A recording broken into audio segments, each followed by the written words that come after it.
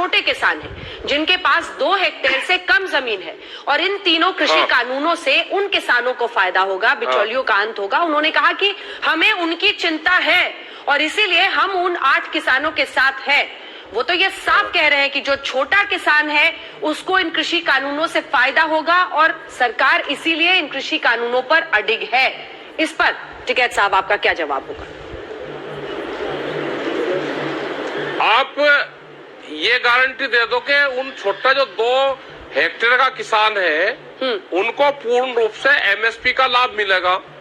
आप उनकी फसलों को बिकवा दो। पहले आप जाओ शाहजहांपुर में, आप जाओ बरेली में, आप जाओ पलिया में, आप सब जगह जाओ, एमएसपी से कम पे खरीद होती है और अभी 1200 रुपए के आसपास वहां पे खरीद चल रही है धान की।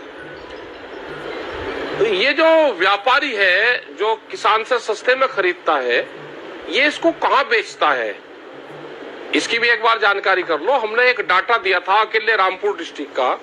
रामपुर डिस्ट्रिक्ट में 11,000 फर्जी किसान के नाम दर्ज हुए, उनके नाम से वहां पे फसलें बेची गई और करीब 200 करोड़ रुपए का अकेले रामपुर में घपला है।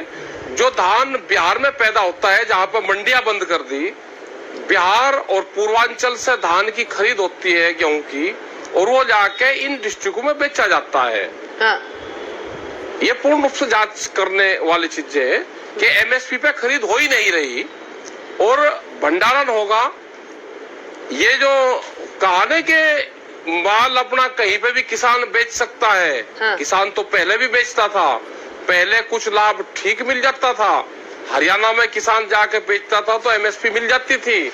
आज तो किसान को बांध दिया पूर्ण रूप से कि किसान कहीं दूसरे क्रय केंद्र पे जा ही नहीं सकता, उसका माल बिकता ही नहीं। ठीक है साहब। लेकिन बड़ा बड़ा जो व्यापारी है, अडानी जैसे लोग हैं, इनके सिप्पे सलार कुछ लोग हैं, सस्ते में धान खरीद के, फसलें खरीद के, सस्ते में मक्का, जितनी भी फसलें हैं, चना, ये खरीद के स्टॉक करते हैं। मिलर्स, व्यापारी, नेता, अधिकारी सब मिले हुए हैं और बहुत बड़ा एक घपला, ये बड़ा षड्यंत्र देश के किसानों के साथ में रचा जा रहा है। इसकी पूर्ण रूप से जांच हो जानी चाहिए। ये हमने डाटा सरकारों को भी दिया है और प्रेस के लोगों को भी ये डाटा हमने दिए हैं। ठीक है, चर्चा मैं आगे आपके साथ करूंगी, लेकिन मैं एक इजाजत आपसे मांग रही थी क्योंकि हमारी बात इंटरव्यू की हुई थी, लेकिन चूंकि सांसद बीजेपी के सुधांशु त्रिवेदी जी हमारे साथ है, तो क्या आप उनके साथ बहस करना चाहेंगे? क्योंकि फिर वो सरकार की तरफ से बात कहेंगे तो अच्छा रहेगा। आप भी एक तरह से मैं नहीं बहस करता जी, ना मैं बहस नहीं, नहीं मैं नहीं बहस करता जी। ये खामखा ये बीमारी है, इन्हें तो इसी काम का ले जा। आप जो कुछ कह रहा मैं आपको जवाब दे दूंगा। ठीक है, ठीक है, चलिए आप मुझे जवाब। इनसे तो बगल हूँ। ठीक है, चलिए आपसे हमने आपसे हमने पूछ लिया। 2 सवाल और है मेरे, उसके बाद इंटरव्यू का अंत करेंगे। और मेरा अगला सवाल आपसे ये है कि राकेश टिकैत जी, कई जगहों से देखिए कुल मिलाकर तस्वीर ये है कि आप कहते हैं कि हम 10 साल तक आंदोलन करेंगे।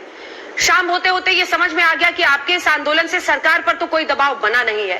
क्यों नहीं ऐसे? आप अगर आपको याद हो, एक वक्त पर यूपीए के दौरान रामलीला मैदान में बैठकर जो आंदोलन चला कानूनों के लिए, ताकि ट्रांसपेरेंसी बेटर हो, उस वक्त के कानूनों पर जिसे सत्याग्रह कई तरह के नाम दिए गए, उसका असर हुआ।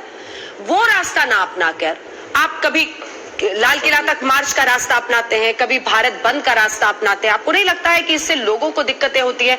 कुछ तस्वीरें हैं जो मैं बोलूंगी तो आपको हो सकता है गुस्सा भी आए, लेकिन सर पटना की तस्वीरें हैं, पटना की तस्वीरें हैं। बीजेपी को अपना आदर्श क्यों बना रहे हैं? वहां पर आरजेडी के कुछ कार्यकर्ता हैं, आरजेडी के कुछ कार्यकर्ता हैं, शायद ये आरोप ही है क्योंकि 1-2 लोगों के पास झंडा दिख रहा है, इसलिए हम यही कहेंगे कि आरोप है कि वहां पर पॉलिटिकल कार्यकर्ताओं ने बस वालों को पीटा तक है। देखिए, जो मोदी के खिलाफ है पार्टी, वो राकेश टिकैत के साथ आज है, लेकिन ऐसा तो नहीं होना चाहिए ना सर? हाँ, कहेंगे, ये जो लोग थे इनको कहेंगे।